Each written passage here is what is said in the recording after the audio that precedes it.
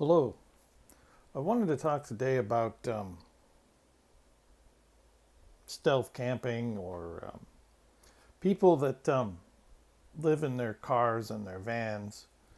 Not people who live in RVs per se, although people do live in RVs, but I mean people who are homeless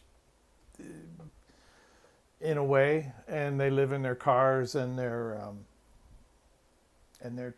trucks and their vans. Not some by choice, but a lot because like I know in California, there's a lot of people that are living in their cars because they just can't afford the rent. Um, and this is apparently growing.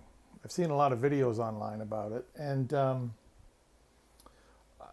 basically it seems like the governments are basically just trying to. I understand they're just trying to push them away. They're just trying to push them out of the city, and we don't want them here, and because I assume they think they're bad people or or they're bums or they're drug addicts or something like that. And some of them might be, but I don't think most of them are. I'm convinced most of them are. And I'm convinced most of them are decent people who just are having a hard time with money right now. And a lot of people are having a hard time with money right now. And they were before the COVID-19 mess. But, this economy is, the people say are booming, which isn't booming.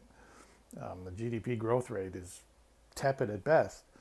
It's leaving the poor behind. The stock market's booming, but that only helps the rich. The poor are being left behind, and the middle class are being left behind. So what I'm saying is that I think the government needs to deal with this. Federal, provincial, state, municipal governments need to deal with this. They can't just ignore it, especially in major cities. They can't just ignore it. So I'm thinking that they should put aside land for these people, a place for these people to go. Instead of them having to do stealth camping, which basically means they stay somewhere and they try and blend in and hope people don't notice that they're living in their cars, and they move every night, and they hope the police don't knock on their windows at night and hope people won't notice that they're living in their cars, that they're just regular cars or vans. So they have to do that because the police will tell them to move along, not because the police are bad, just because that's what they're told to do by local bylaws. So I think there needs to be places where these people can go, designated spots where people can go.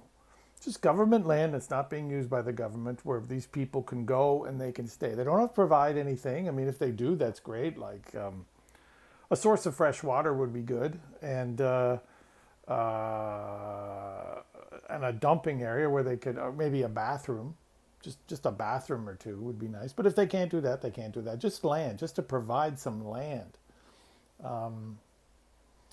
So, and that way they stay out of the communities, like the residential communities, and they know where they are, and they're safer there because there's safety in numbers.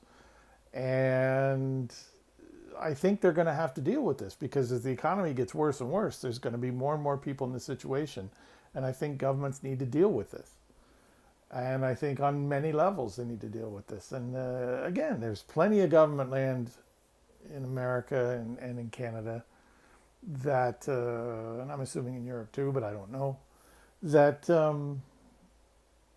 is just sitting there not doing anything. So why not allow these people to stay there? Uh, as long as they want. If they cause trouble, fine, they got to go. If they don't cause trouble, they can stay. And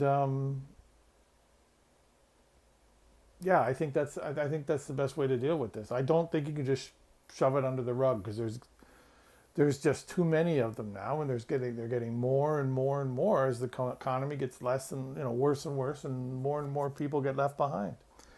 Anyway, that's my thought for the day. Thanks for listening and have a good day.